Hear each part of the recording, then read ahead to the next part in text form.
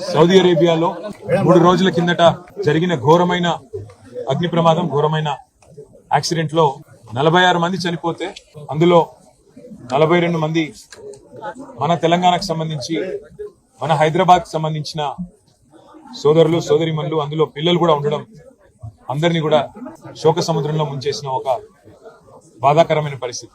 ఇవాళ ఒకటే కుటుంబంలో ఇక్కడ ముషీరాబాద్ నియోజకవర్గం అడిక్మెట్ లో ఒక్కటే కుటుంబంలోని 18 మంది సోదరులు, షేక్ నసీరుద్దీన్ గారి కుటుంబ సభ్యులు, అందులో దాదాపు 9 మంది చిన్నపిల్లలు అందరూ కూడా మరణించడం అనేది ఎవరు కూడా తీర్చలేనంత పెద్ద దుఃఖం ఇవాళ కుటుంబానికి వచ్చింది.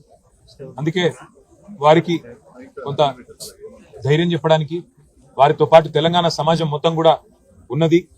మేమందరం కూడా మీ బాధలో, అట్లాగే వారి కుటుంబ సభ్యులు ఎవరైతే ఇవాళ సౌదీ అరేబియా పోయారో వారికి బాసటగా నిలబడడానికి మా బృందం కూడా ఒకటి సౌదీ అరేబియా పోయింది.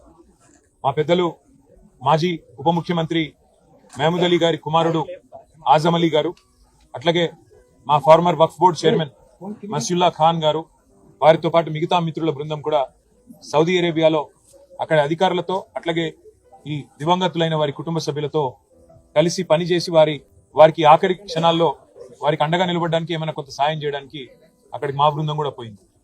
వారి కుటుంబ సభ్యుల్ని ఇక్కడ పరామర్శించి వారికి ఏ రకమైన సహాయం కావాలి అన్న మా స్థానిక నాయకత్వం, మా ముఠా గోపాల్, మా ఎమ్మెల్యే గారు, అట్లాగే మా పెద్దలు మహమూద్ అలీ గారు, మా శ్రీనివాస్ యాదవ్ గారు, మేమందరం కూడా మీకు అండగా ఉన్నాము. మేమందరం కూడా మీకు అండగా నిలబడతాము. భవిష్యత్తులో కూడా, ఈ రోజే కాదు భవిష్యత్తులో కూడా మీకు ఏం అవసరం ఉన్నా కూడా పార్టీ ఉంటుంది. కేసీఆర్ గారు మమ్మల్ని అందరినీ పంపించారు మీ దగ్గరికి అని చెప్పి ఈరోజు వారి దగ్గరికి రావడం జరిగింది. వారు చెప్పింది ఒకటే, అన్న ఈ దుఃఖ సమయంలో మా కోసం ప్రార్థనలు చేయండి. ఈ శుక్రవారం అన్ని మసీదులలో కూడా చనిపోయిన వారి కోసం వారికి ఆత్మ శాంతించాలని చెప్పి ప్రార్థించండి అని మాత్రం అడిగారు. మమ్మల్ని ఏమీ అడగలేదు. సరే, అక్కడ కొంత సాయం చేయండి, ఎంబసీ అధికారులతో మాట్లాడండి, తొందరగా ఏమైనా ఒకవేళ తేగలిగితే మిగతా భౌతిక కాయాలు అలాంటివన్నీ చేయగలిగితే చేయండి, లేదంటే అక్కడే అంతిమ సంస్కారం చేసే అవకాశం అక్కడే ఉంటే అక్కడే జరిగే విధంగా అధికారులతో మాట్లాడండి అని చెప్పారు. తప్పకుండా మా పార్టీ తరఫున మా గౌరవ ఎంపీలను కూడా మేము కోరుతాము. ఉన్నతాధికారులు, దౌత్య అధికారులు, భారత దౌత్య అధికారులతో కూడా మాట్లాడి వారికి అక్కడ సహకరిస్తామని చెప్పి కూడా చెప్పడం జరిగింది. వారి ఆత్మలు శాంతించాలని, చనిపోయిన వారి కుటుంబ సభ్యులు ఎవరైతే దివంగతులైన వారు, ఇంత పెద్ద దుఃఖం ఎవరికి రాకూడదు. ఒకటే కుటుంబంలో 18 మంది చనిపోవడం అంటే అంతకు మించిన బాధ అసలు చనిపోయిన వాళ్ళకంటే ఎక్కువ బతికిన వాళ్ళకి ఆ బాధ మిగిలిపోతుంది.